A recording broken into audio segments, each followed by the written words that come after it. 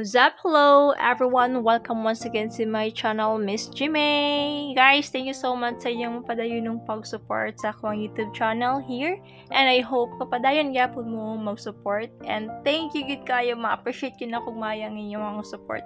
So, for today's vlog na may buhaton, which is wala ni siya kanang giplanuhan mag-video ko, pero naisipan ako nga mag-video ko. So, ang among buhaton for today is sinuglaw. Pag misgot kitag sinuglaw, na-share karne, o na-share ka ng fresh nga isda.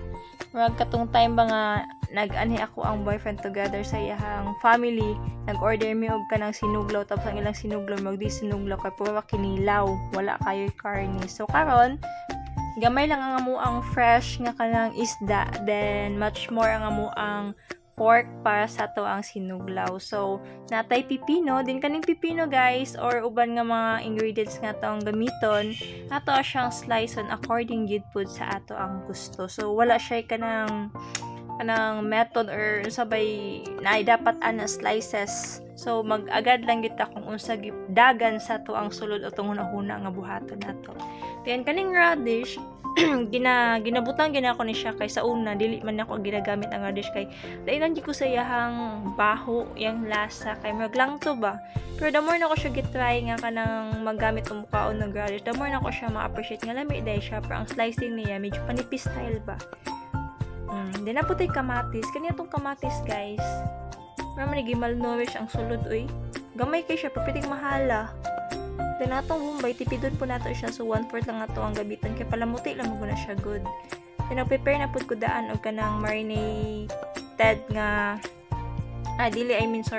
kanang prepare ko kanang pang marinate nato sa tuang karne. Then kani siya nga klase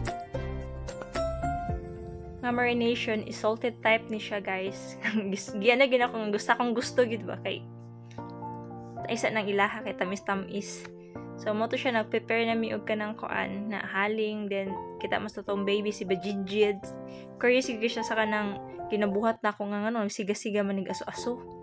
Then mo to siya guys, butang na dayon nato ni kay wala pa mi nag-lunch. So, ang among lunch mo nagisabay na mo dala pa ni hapon ba tipid.